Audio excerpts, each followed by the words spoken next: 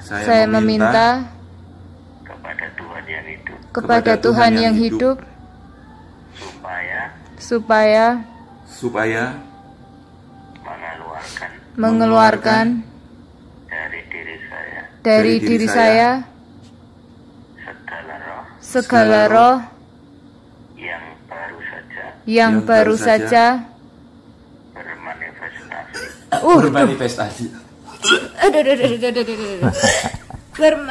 Yang baru saja bermanifestasi. Sahabat Shalom, malam ini kita temanya demi statement lagi. Di kali ini ada permintaan untuk pelepasan jarak jauh. Waktu itu kami dengan telepon ya. Nah kebetulan direkam gitu. Jadi saya tidak tahu ternyata direkam. Nah ya di sini berkaitan dengan rumah tangga. Jadi ada gangguan-gangguan kepada rumah tangga dan diduga itu semacam apa ya istilahnya, supaya mereka berpisah, supaya mereka bertengkar. Kalau istilahnya bisa dibilang pengasihan atau pelet, tapi dari pihak luar, supaya mereka berpisah gitu. Nah jadi metode yang saya terapkan ya, yang pertama mencari dulu apa penyebabnya bisa kena.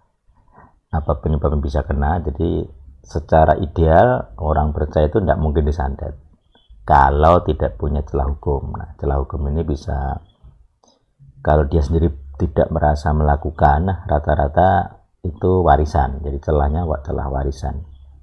Jadi semacam hutang dosa dari leluhurnya gitu ya. Dari leluhur ini bisa macam-macam gitu ya. Nah, di sini terdeteksi lewat dia sendiri mengucapkan, tetapi yang membuat dia mengucapkan hal-hal yang menjadi celah itu ya bukan dia gitu ya. Ada unsur lain. Makanya dalam metode pelepasan El Sadik ada yang namanya pengakuan dosa leluhur. Kita tidak menolak leluhurnya, tapi yang kita tolak adalah dosanya, karena itu terwariskan secara otomatis. Jadi kita menerima warisan itu ya yang baik-baik kita terima gitu ya, tapi yang tidak baik membawa petaka ya tidak mungkinlah kita terima. Termasuk pada akhirnya bentuk-bentuk gangguan yang bisa dipelet misalnya, itu ada dasarnya kenapa bisa dipelet atau dipengaruhi pikiran gitu ya. Seharusnya kita tidak mungkin kena. Kalau kena ya berarti ada legal groundnya, ada dasar hukumnya, hukum roh gitu ya. Nah ini kebetulan bisa dicari waktu itu alasannya, walaupun hanya lewat telepon, dan ini juga salah satu pembuktian bahwa pelayanan seperti ini tidak perlu tatap muka langsung, tidak perlu ketemu langsung, bisa online, bisa bahkan beberapa hanya lewat chatting gitu ya. Tidak harus telepon dan tidak harus live meeting dengan video gitu, cukup dengan chatting biasa bisa. Nah gimana nanti kita akan melihat bagaimana prosesnya, juga doanya apa saja. Jadi di sini doanya secara khusus adalah pengakuan saja, sebenarnya tidak perlu tidak perlu hal-hal aneh. Tidak perlu minyak urapan ya, itu tidak penting itu. Tidak perlu juga ritual-ritual yang tidak disebutkan di Alkitab itu tidak perlu. Tidak perlu pakai garam, tidak perlu pakai air putih. Sama seperti tidak perlu pakai minyak urapan ya sama juga, tidak perlu pakai air putih, tidak perlu pakai garam, tidak perlu pakai benda ditulis atau model raja, itu tidak perlu. Itu malah bikin kalah gitu. Setannya ngakak-ngakak kalau kita pakai media itu, termasuk media Kristen, termasuk minyak urapan itu. Apalagi yang jualan minyak urapan. Nggak ada kuasanya ya. Oke, jangan lupa subscribe, jangan lupa like dan komen juga, share juga, supaya makin banyak orang bisa dibebaskan dari gangguan-gangguan yang setan. Gangguan setan. Jadi kita punya solusi, kami punya cara, metode yang paling akurat untuk membuang apapun masalah yang sumbernya setan, itu gampang diselesaikan. Syaratnya satu, pengakuan. Kenapa pengakuan bisa? Karena sistem hukum roh itu adalah Anda diampuni atau tidak, itu aja. Di dunia roh itu hanya kena masalah kalau kita punya dosa, dan mereka hitam putih gitu. Jadi kita tidak bisa berbohong kalau kita punya dosa gitu. Sama seperti Tuhan pun juga begitu sebenarnya, cuman kalian saja yang budek gitu, tidak bisa mendengar. Nah, semoga bisa memberkati. Tuhan yang hidup bersama kita, amin.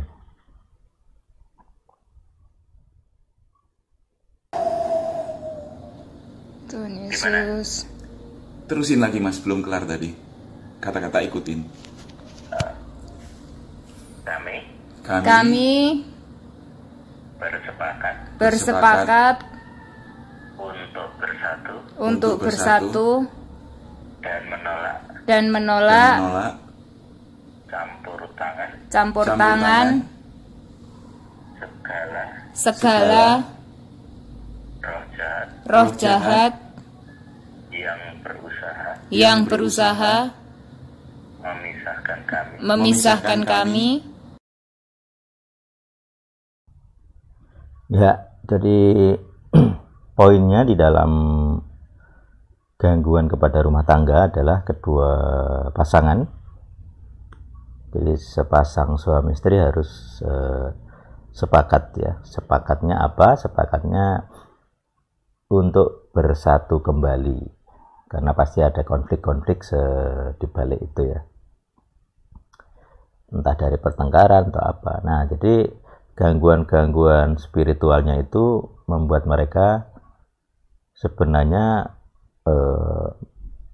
intinya adalah berusaha supaya orang melanggar perjanjian nikahnya atau perjanjian kawinnya, yaitu susah senang bersama. Jadi kalau dalam pemberkatan pernikahan kan ada perjanjian.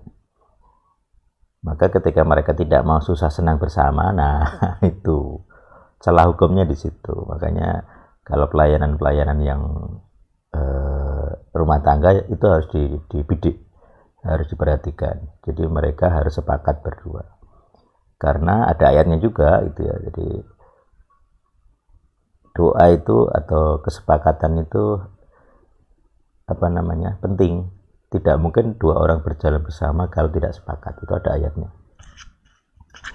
Nah, ini jadi deklarasi awal ya, semacam deklarasi iman, tapi juga deklarasi untuk pernikahan mengingat kembali perjanjian di masa lalu ketika menikah.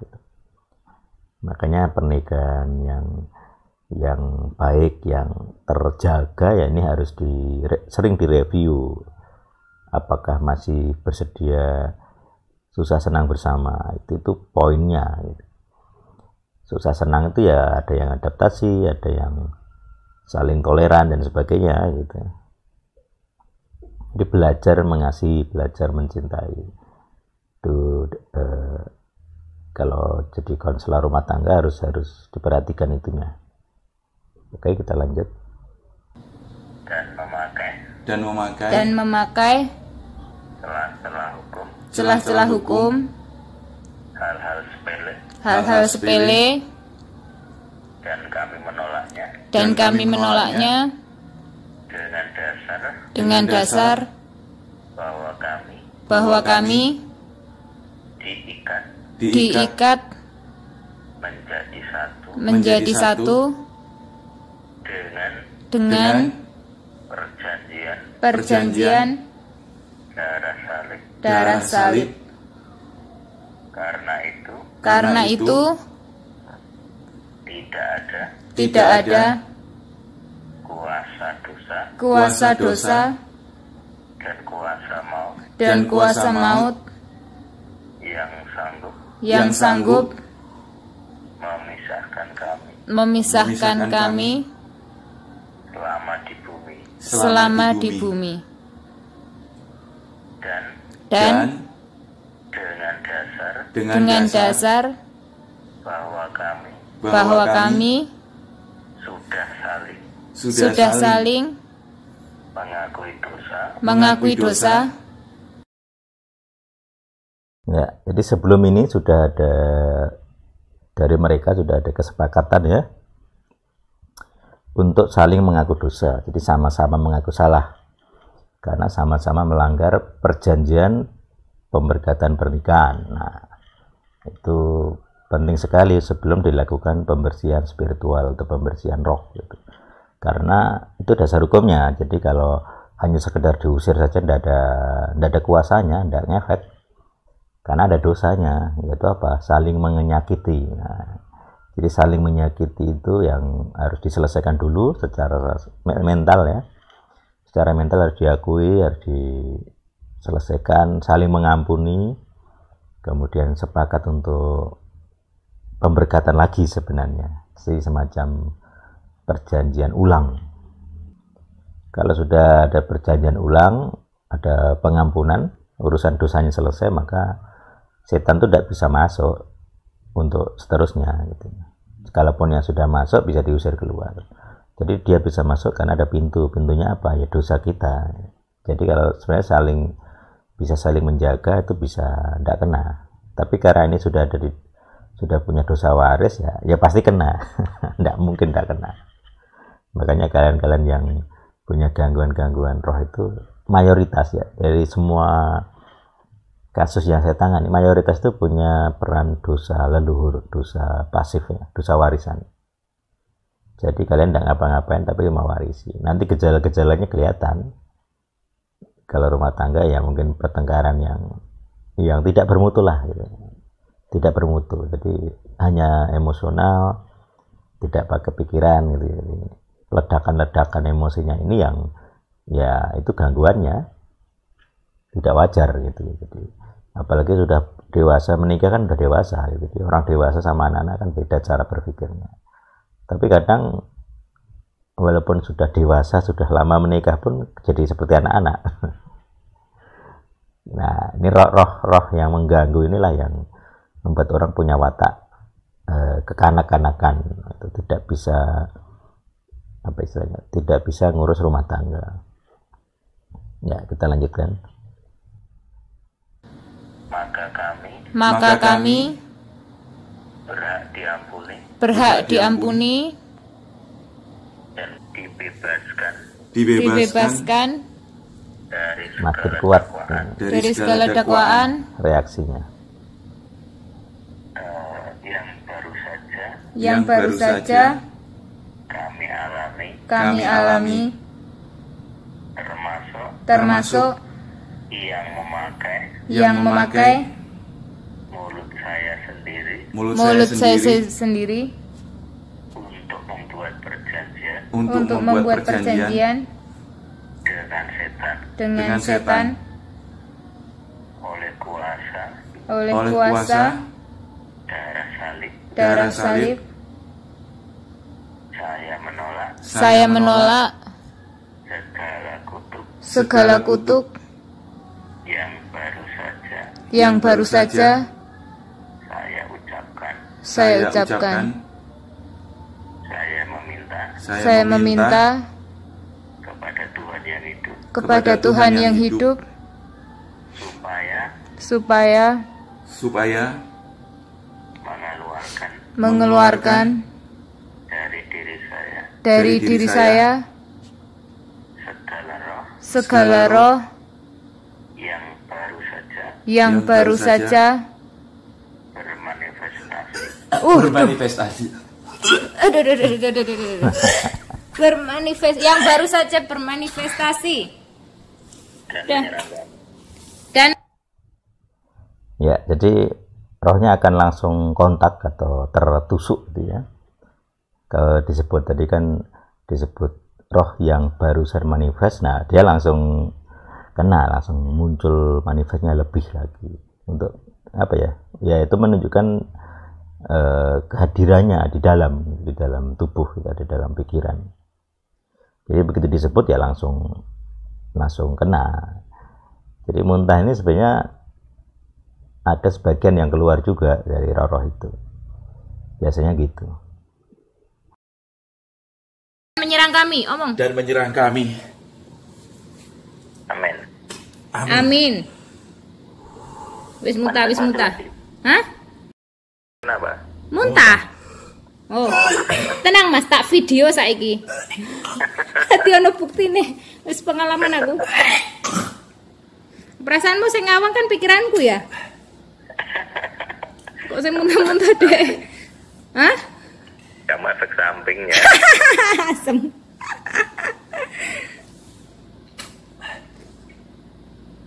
Banyak muntah.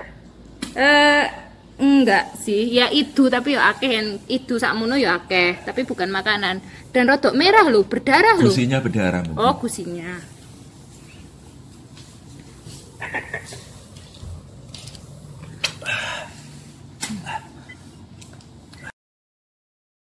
Ya, demikian. Kalau nggak salah tadi 3 menit ya. Jadi pengusirannya yang gangguan-gangguan spiritual, dan di sini diduga semacam pelet ya, jadi dari pihak luar. Tidak sulit membersihkan, tidak sulit. Jadi ini banyak terjadi. Jadi solusinya sebenarnya tidak sulit. Yang jelas metode legal ground itu bisa mengatasi segala jenis perjanjian lain, apalagi perjanjian setan.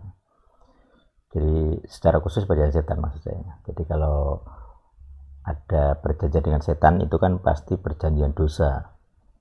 Maka cara kita membatalkan perjanjian setanik ya kita pakai perjanjian yang lebih tinggi hukumnya. Jadi kalau hukum itu kan punya hierarki ya. Kalau di alam ya kita punya hukum alam. Tapi faktanya hukum alam bisa diintervensi.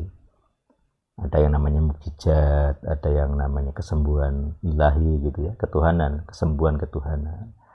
Terus ada alam pun bisa digerakkan, misalnya ada badai kemudian disuruh diam ya diam.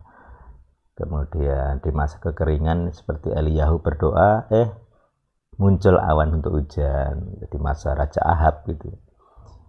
Jadi hukum alam pun bisa diintervensi dengan hukum yang lebih tinggi gitu. Jadi segala jenis hukum alam, hukum materi bisa diintervensi. Yaitu dibuktikan gitu, dengan beragam yang kita anggap kuasa gitu. Kadang setan juga bisa mengintervensi gitu ya, misalnya hujan, fenomena cuaca gitu. Tetapi kalau kita punya hukum yang lebih tinggi, yang lain itu juga tidak masalah sebenarnya. Kita juga bisa mengintervensi cuaca. Kadang Tuhan pun mengizinkan dalam, ya kayak tadi Eliyahu tadi, kekeringan minta hujan ya hujan. Jadi itu sudah pernah terjadi, ada catatannya, dan makanya seharusnya sekarang pun tidak masalah kalau terjadi gitu. Dan itu diketahui publik gitu ya. Jadi peragaan kuasa itu terbukti di publik gitu ya. Makanya dalam pelayanan pelepasan, atau sebenarnya ini konsep pemuritan di Al-Sadik gitu ya. Jadi pelepasan ini dalam rangka memuridkan gitu. Misalnya dahulu ada orang yang saya lihat sulit belajar Alkitab ya gara-gara perlu pelepasan. Diajari ABC itu tidak ngerti gitu. Jadi otaknya itu buntu gitu ya. Begitu pelepasan otaknya bolong, bisa gerak, bisa memahami. Jadi makanya kadang ada orang-orang yang kita anggap kok bodomen atau kok tidak taat, itu karena butuh pelepasan. Jadi kalau gurunya atau kawan-kawan yang tidak tahu dia punya masalah apa, nah itu malah itu jadi sumber masalah. Seharusnya kalian tahu gitu. Jadi pengajar itu gunanya harus punya wawasan luas gitu ya, jadi bisa ngerti. Oke, demikian, semoga bisa menjadi contoh jadi untuk pelayanan konseling pastoral atau pelayanan rumah tangga, pelayanan asmara. Jadi kadang ya urusan asmara menimbulkan okultisme, menimbulkan gangguan okultisme. Karena seringkali ada ucapan perjanjian-perjanjian yang kadang orang tidak sadar itu melibatkan kuasa lain gitu. Semoga ini bisa menjadi contoh. Ya, kebetulan ada rekamannya, saya juga tidak tahu kalau direkam. Tapi ya bersyukur bahwa ini bisa menjadi pelajaran bersama untuk tim-tim El Sadik, juga bisa menjadi contoh gitu ya, bagaimana melayani kasus-kasus rumah tangga. Oke, demikianlah, semoga kita berada pada jalan lurus, jalan Sadik Derek El Sadik, jalan yang lurus, jalan yang benar. Kalau kita sudah lurus ya pastinya Tuhan yang lurus itu juga akan bersama kita. Amin.